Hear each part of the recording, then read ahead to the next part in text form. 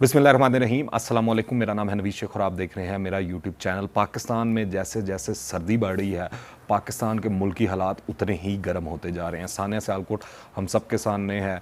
एक इंदोनाक वाक़या हुआ और उसके बाद जो हुकूमती रिस्पॉन्स था और जिस बात में बार बार जो है पिन पॉइंट किया जाता रहा कि जो पाकिस्तान की पुलिस है और जो सिक्योरिटी इदारे हैं वो मुकम्मल तौर पर इस हवाले से नाकाम होते जा रहे हैं। और यही हमने देखा सियालकोट इंसिडेंट के अंदर कि पुलिस तब पहुंची जब तमाम मामला हो चुका था।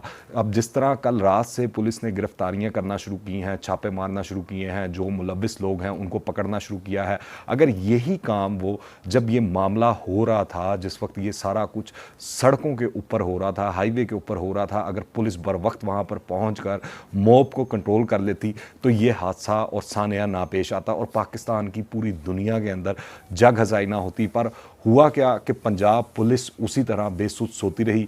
आज जो है पंजाब हुकूमत की जानिब से बड़ी प्रेस कॉन्फ्रेंस वगैरह करके बताया गया कि लो जी हम तो पहुंच गए थे पर वहाँ पर रास्ता ब्लॉक था। हमारे जो पुलिस के आला अफसरान थे वो पैदल चलते हुए आगे तक गए और उन्होंने जाकर मामले को कंट्रोल करने की कोशिश की, पर ऐसा दिखाई नहीं दिया। फिर उसके बाद हमने देखा कि जिस तरह सोशल मीडिया के ऊपर एक बाकायदा पाकिस्तान के ख़िलाफ़ कंपेन चलाएगी इस मामले को लेकर, वो भी उस सिलसिले के अंदर भी हमने देखा कि पाकिस्तान के जो बड़े बड़े सो कॉल्ड मीडिया के सेल बने हुए हैं पॉलिटिकल पार्टीज़ के, उन्होंने इसको बढ़ोतरी दी। उल्टा उसको कंट्रोल करने की बजाय पाकिस्तान की बदनामी को उसको मज़ीद बढ़ावा दिया और इस मामले को जो भारत है उसने मुकम्मल तौर पर कैश किया। दूसरी जानिब अगर आप देखें जो पाकिस्तान के मुल्की सियासी हालात चल रहे हैं वो किसी भी तौर पर बेहतर नहीं दिखाई देते। EVM वाला मामला वो अपनी जगह पर है और राना सनाउल्लाह उसके ऊपर कह चुके हैं कि अगर हुकूमत ने EVM मशीनें लाई तो हम EVM मशीनों के साथ वही करेंगे जिस तरह TLP ने एहतजाज किया तो वो अंदिया दे चुके हैं। इस तरह दीगर जमातें भी उसके ऊपर राज़ी नहीं है, पर हुकूमत बाज़िद है। एक जानिब वो इलेक्शन कमीशन के ऊपर प्रेशर जो है रोज़ाना बिल्ड कर रही है और दूसरी जानिब जो अपोजिशन जमातें हैं उनको एतमाद में नहीं लिया जा रहा इस तमाम मामले के अंदर। फिर आप माशी हवाले से अगर देखें तो पाकिस्तान के अंदर जितने मसाइल हैं वो शायद ही किसी और मुल्क के अंदर हो। इस वक्त पाकिस्तान इस तरह लगता है कि मसाइल की दलदल में फंसा हुआ है।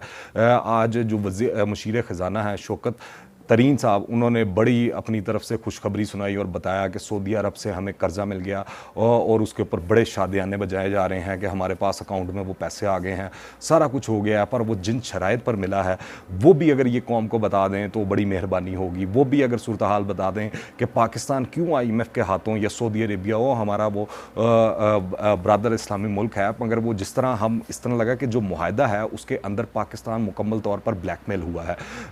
इसी तरह IMF वाले सूरत हाल के अंदर भी कि IMF का जो कोर मुतालबा है वो यही है कि आप जितनी सब्सिडीज़ हैं वो ख़त्म कर दें और मुल्क को एक जहन्नुम के अंदर धकेल दें। इस वक्त आवाम की ज़िंदगी जितनी अजीरन हो चुकी है उसका अंदाज़ा आप ये इससे लगा सकते हैं कि NA 133 के अंदर इलेक्शन हो रहा है, बाई इलेक्शन हो रहा है लाहौर के अंदर, और वहाँ पर जिस तरह जमशेद इकबाल चीमा के हवाले से खबरें आ रही हैं कि उन्होंने शायद जानबूझकर वो अपने कागजात नामजदगी जो है वो गलत तरीके से जमा करवाए थे कि वो रिजेक्ट हो जाएँ और उनको इलेक्शन में हिस्सा ना लेना पड़े, क्योंकि वो एक कारोबारी आदमी है और वो जानते हैं कि जो इलेक्शन का रिज़ल्ट आना था वो क्या आना था। और जिस तरह की हुकूमत की परफॉर्मेंस है यहाँ पर, अगर इमरान खान भी बाई इलेक्शन लड़े होते तो शायद ये खदशा मौजूद था कि वो इलेक्शन हार जाते।